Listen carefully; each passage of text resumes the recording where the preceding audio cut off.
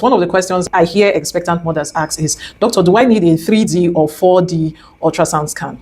So this question is a very common question. So it's important to know that a 3D ultrasound scan basically shows you your baby in three-dimensional plane, while a 4D basically add movement in real time. Okay, these modes of ultrasounds can produce very beautiful images of your baby's face and movement. But for a routine pregnancy care, a 2D ultrasound scan remains the standard for most medical assessments. So a 3D or 4D ultrasound scan may be required in some selected circumstances, particularly if your healthcare provider needs additional information about certain structures in your baby. Okay, but you don't need to go doing a 3D or 4D ultrasound scan just because you want to know how well your baby is doing or if your baby is growing properly. So another scan that is important in pregnancy, usually later in pregnancy, is the growth scan. This is used to assess whether your baby is growing appropriately. Okay, so certain measurements are made to estimate your baby's width, the head circumference, the femur length, the abdominal circumference, and other measurements that are made to assess your baby's growth, whether your baby is growing appropriate for the gestational age. Usually at the amniotic fluid and the placenta location will also be checked during these scans. You may also have heard of a Doppler ultrasound scan. So Doppler is a type of ultrasound that assesses blood flow in certain vessels that supply the placenta and by extension the baby. It is not a routine ultrasound scan that is usually requested, but in certain situations where we have concerns about the growth of the baby or certain maternal and fetal conditions, a Doppler ultrasound scan may be requested, but it is not a routine scan that we do. So the big question is, how many scans do I actually need in pregnancy? The truth is, there is no specific number that fits all. Okay, a lot of factors influence how many scans you will end up doing in pregnancy. Previous medical history, the age of the pregnancy, how many fetuses or how many babies there are in the pregnancy. If you have some medical conditions in the pregnancy, findings from earlier scans can also influence how many scans you do.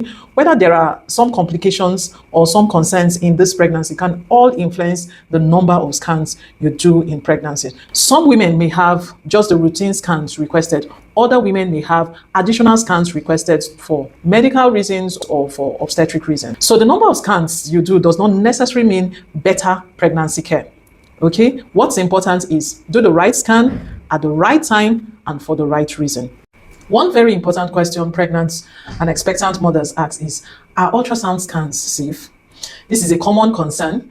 So yes, ultrasound scans have been used to monitor and assess pregnancy for many years now, and they are generally considered safe. However, that does not mean that ultrasound scans should be performed unnecessarily and for excessively long period of time without a medical reason. So the principle is simple.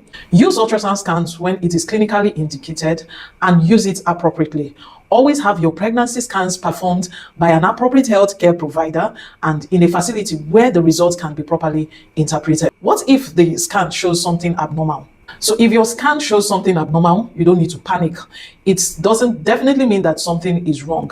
Discuss with your healthcare provider or your doctor.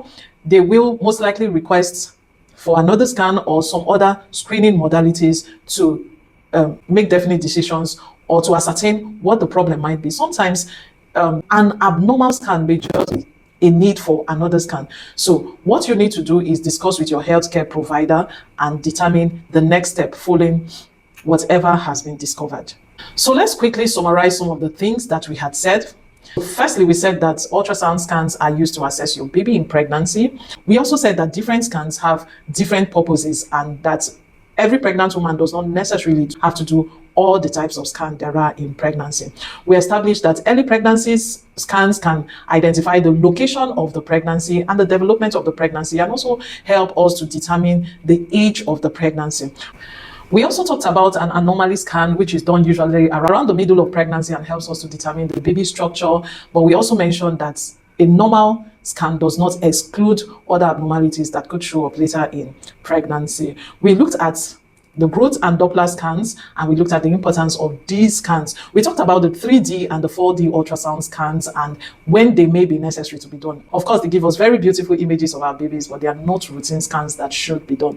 A normal scan generally is reassuring, but it does not replace regular antenatal care. So speak to your doctor if you're pregnant And if you think that you have not done some appropriate scans for your pregnancy, don't rely on what your friends or your families did in their own pregnancy. Every pregnancy is different and requires different management. Speak to your doctor about how far along in the pregnancy you are. Speak to your doctor about, some risk factors there are in the pregnancy, or if you have some concerns from your previous ultrasound scans that has been done, and what other scans may be recommended in your pregnancy. Ultrasound scans are very important parts of antenatal care, but they are only a small part of the big picture. So the goal is to have appropriate assessments at the appropriate time so that you and your baby can receive the best possible care.